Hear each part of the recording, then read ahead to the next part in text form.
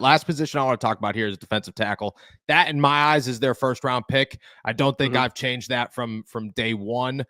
It depends on who, really, if anybody's there. And Kenneth Grant, Derick Harmon, Walter Nolan are the three. Mason Graham would be there, but I don't think he's somehow going to fall to 21.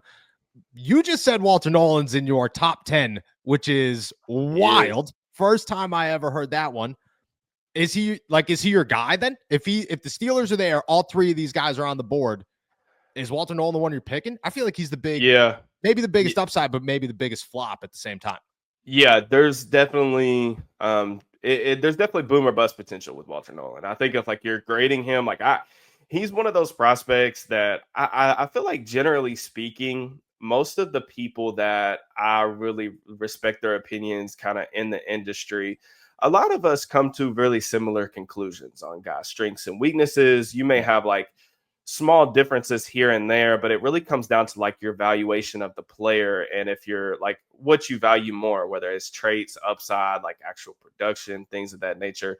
With Walter Nolan, for me, I look at this draft class and I said at the top that there's just not a lot of blue chip talent. I actually think that Walter Nolan has a lot of untapped potential. And I think that the reason why I was able to the more I watch, the more I like, just because the flashes, there's 2 to 3 reps a game that really make you jump out of your seat. And then the production was also pretty good. And there were my nitpicks in his game in terms of my, what I would say, my negatives and my scouting notes. I keep a Google Drive and I just put bullet points in there after bullet points.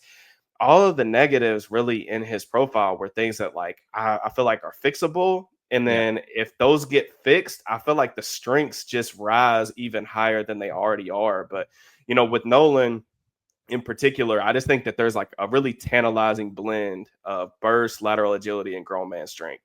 He's 21 years old. He can absolutely detonate guards off the line of scrimmage. The hands are really active, and this is kind of where I get into the concerns or the weaknesses in his scouting report.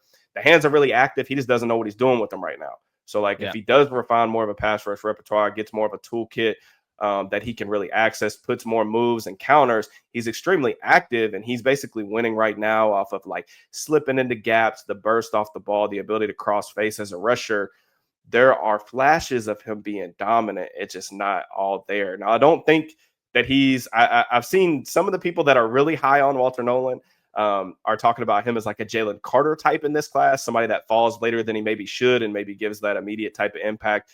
Jalen Carter was my number 1 player in that draft class. I don't see Walter Nolan as that type of physical freak, but he is the number 9 ranked player on my big board. And I'm not sure if he's even on the Steelers boards because there's some character concerns around his work ethic. And I've talked to a couple scouts while I was in Indianapolis for the NFL Combine when you and I were there, and there were very mixed opinions on him. And I think that there will only be a handful of teams really willing to take that risk in the first round. But in a class that doesn't have a lot of blue chippers, I'd be willing to do it.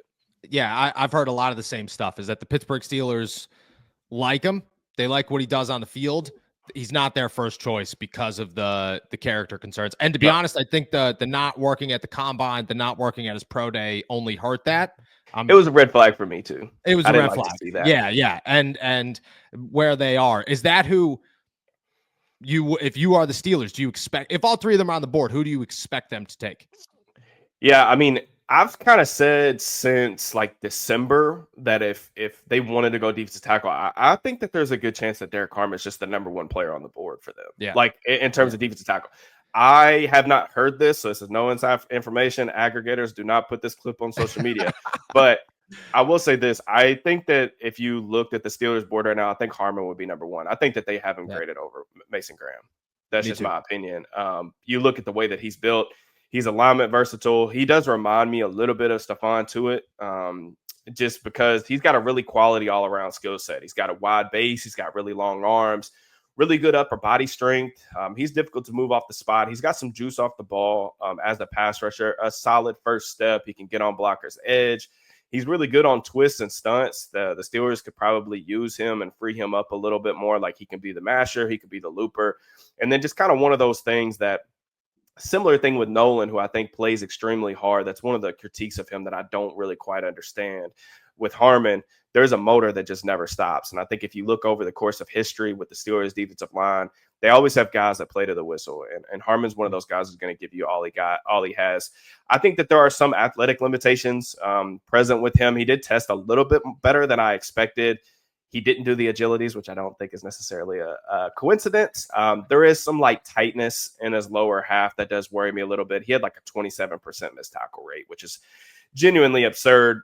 So that's kind of one of the things that, like, I had an early second round grade on Harmon, but he will be like a top 25 player on the big board for me. I do think he's going to be disruptive because he was disruptive his final year at Oregon after cutting a bunch of weight. I'm just kind of curious on if he's ever going to be truly productive and be able to really turn those pressures into sacks like some of the other players in the class. Yeah, I agree. All right, I'm going to send you out of here with this one. I got one final question for you, then I'm going to let you plug all your links. We are 4 days away from the NFL draft. First round, 21st pick. No trades. We're keeping it simple. Two guys you think are the Pittsburgh Steelers come Saturday afternoon. Yeah, I mean, if I had to guess, I'll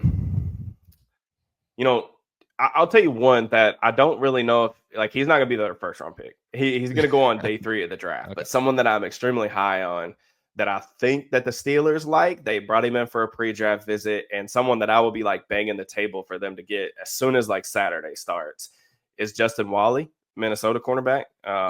He was one of their last pre-draft visitors. He was someone that I got to extremely late in the process, but actually, like, when I finalized my grade, like, he's a top 100 guy. He's like at like 230 on the consensus board. So I think everyone else in the draft media, maybe the NFL too, just thinks that this dude cannot play whatsoever. Yeah, maybe it's just you. I watched the dude's tape, and I just can't believe that we're like, I don't necessarily think he has this incredibly high upside to where he's going to be a CB1 or a shutdown guy. But I struggle to see too many realities that aren't injury related where he doesn't like make an impact at the next level. I think he can play inside, outside. He's got great functional athleticism. He anticipates routes really well. Tons of experience. I mean, this dude, like, 4-year starter, started over 40 games in Minnesota. They play a role-based NFL-style defense. He was asked to play every technique, every coverage you could possibly ask for.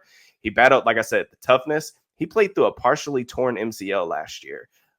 He still was flying downhill to blow up screens and get involved in the run game. He's a relatively solid tackler, but he could be a little bit grabby at the top of routes. Like I said, I don't necessarily think that he's like this generational athlete or anything like that. I do think he has functional athleticism and someone that I think is I just think he's going to be a starter at the next level. I really do believe that. He was my CB10. So Justin Wally would be one. And then they're going to take some quarterback. I think if they take a quarterback in round 1, it'll probably be Shadur.